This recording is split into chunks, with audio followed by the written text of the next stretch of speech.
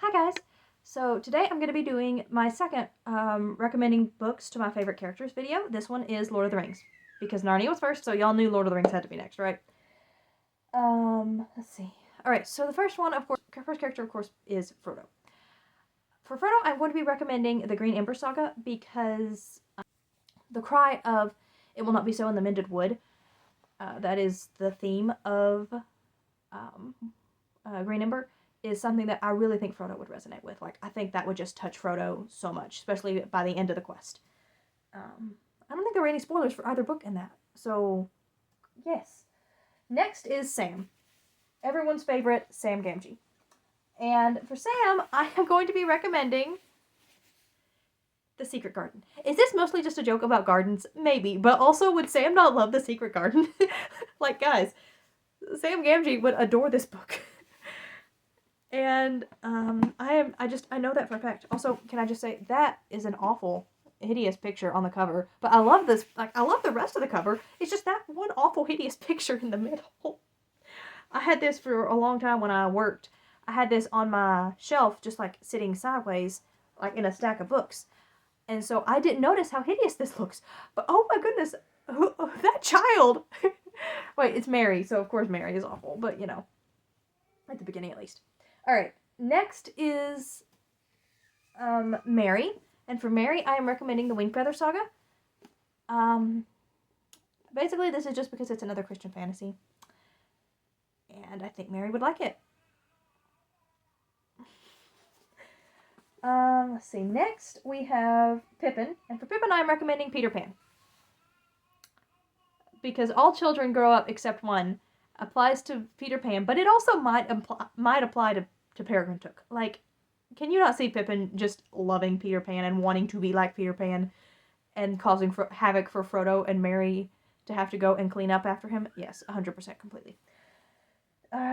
Next, I've got Aragorn, and for Aragorn, I am recommending Ivanhoe. Because Ivanhoe, it's about knighthood and being, chivalrous and, yeah, just lots.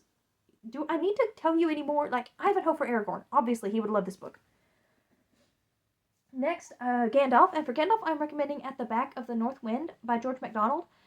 I don't really know if I have any exact reasoning for this, other than just the North Wind is a very wise character, and I feel like Gandalf would like her.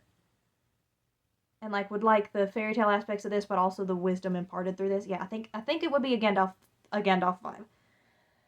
Next, I have Boromir, and for Boromir, I am recommending the Blades of Acktar, because I think he would resonate with Leith a little, especially at the end of Boromir's arc. No spoilers, but, I think he would like this, and plus it's got things Boromir would like. It's got war, it's got fighting, it's got all the stuff that Boromir likes.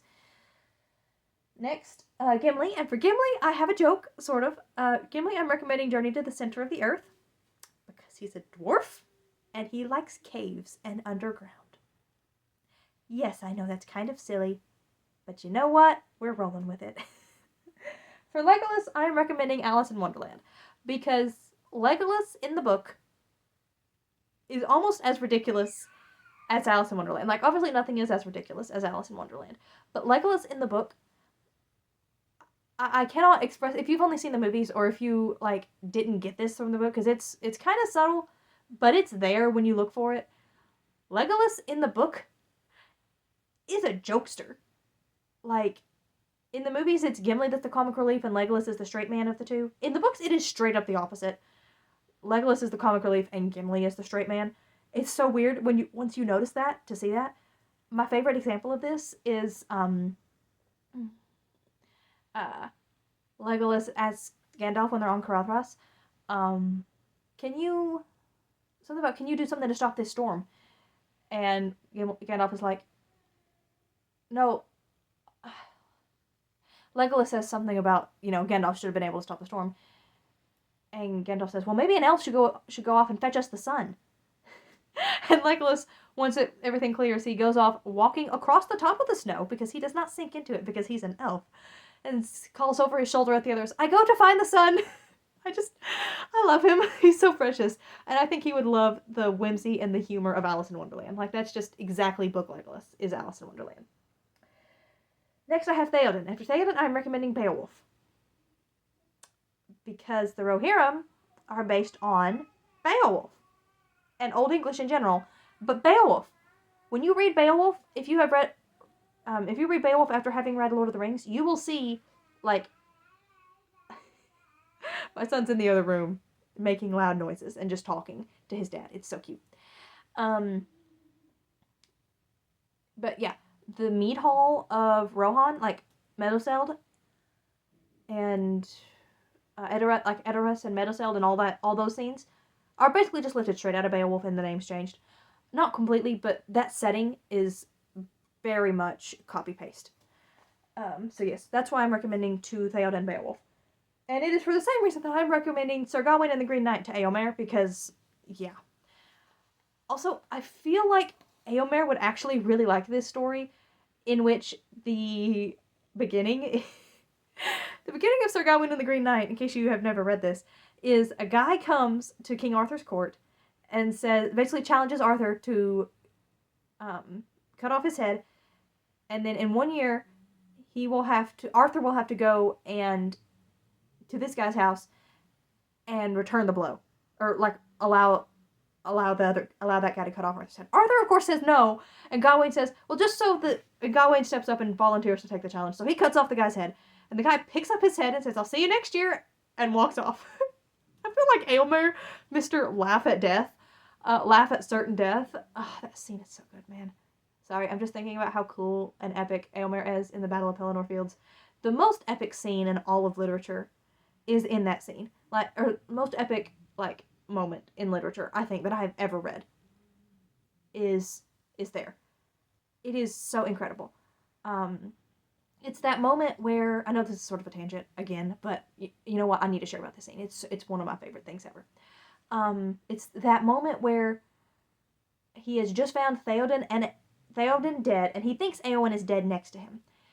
And he is torn up about this, obviously, because that's his sister and his uncle, and they're dead. Now, of course, he's king, and he sees ships coming, and they're the ships of the enemy. And he watches them come, and it says in the narration, he saw them come, and something like this. He saw them come, and he laughed, for he was young, and he was Fey, he was young, and he was Fey, and he was king, the lord of a fell people. And he lifted up his sword in defiance. And and then it turns out, I guess I won't spoil that, but it turns out okay, I'll say. But that moment of yeah, y'all are gonna kill us. Yeah, there's way too many of you. I don't care. I'm gonna just lift up my sword at you. Yeah, he would like that. I think he would like that scene of the guy cutting off his helmet, or letting Gawain cut off his head. I think he would appreciate that. And also, it's old English thing too. All right, moving on. Eowyn. For Eowyn, I'm recommending Till We Have Faces by C.S. Lewis, because I think Eowyn would love the Orual as a character. I think she would be Eowyn's favorite. She would just really love her, and Orual definitely goes on a journey of self-discovery. Sounds so modern. Discovering her own worth. Again, that sounds like too modern, not in a weird modern follow your heart kind of way, but seriously goes on a journey of discovering herself and learning about herself and learning about the world, and just everything Orual does is something that I think Eowyn would really resonate with. So, yeah, Till We Have Faces for Eowyn. Next we have Faramir. And for Faramir, I am recommending, of course, my favorite, Narnia. I know J.R. Tolkien did not like Narnia, but maybe Faramir would appreciate it more. It seems like the kind of thing Faramir would like, and Faramir would like the message of Narnia, I think, because it really, I don't know. I think there is something about it that goes along with Faramir's, I do not love the sword for its sharpness, nor the arrow for its swiftness, nor the warrior for his glory. I love only that which they defend. And that pretty much is a direct quote, because I love that line. I think something about Narnia very much resonates with that. Okay. Next, I have Arwen. And for Arwen, I struggled because there's not a lot that we see of her. But I am recommending for Arwen North and South because it is about a woman who has been raised in a more genteel upbringing, falling in love with a man who is a lot rougher around the edges than she is, and having to overcome a lot of stuff, a lot of societal issues. And honestly, if I know that was a very selective way of wording it, but if that does not remind you of Aragorn and Arwen, then I don't know what does.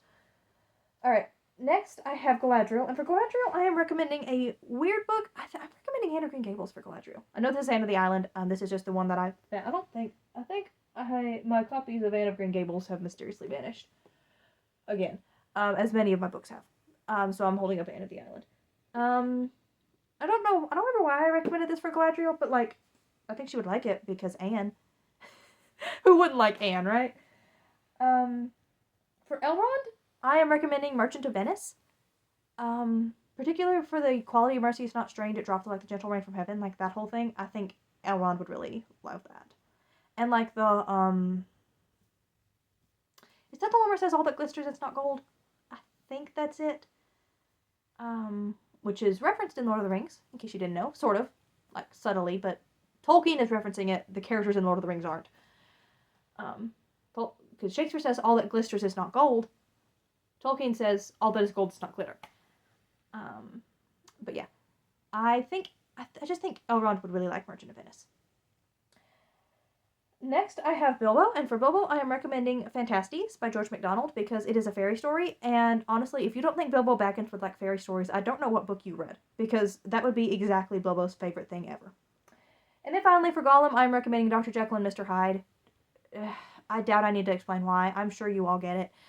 Yes, that one is a joke. I've not even read Dr. Jekyll and Mr. Hyde, but like, what else could I recommend for Gollum? Alright, so those are the books that I would recommend to Lord of the Rings characters. Please let me know if you disagree with any of these, or any other suggestions you might have for other like book series or other characters I should do. I'm definitely going to do Austen characters. So let me know who else you would want me to see let me know who else you would want me to see do. Let me know who else you would want to see me do this for. There we go. I got that one. Got it. I'll leave those bloopers in. That bloopers in. That was funny. All right. And please like and subscribe. I will see y'all next time. Bye.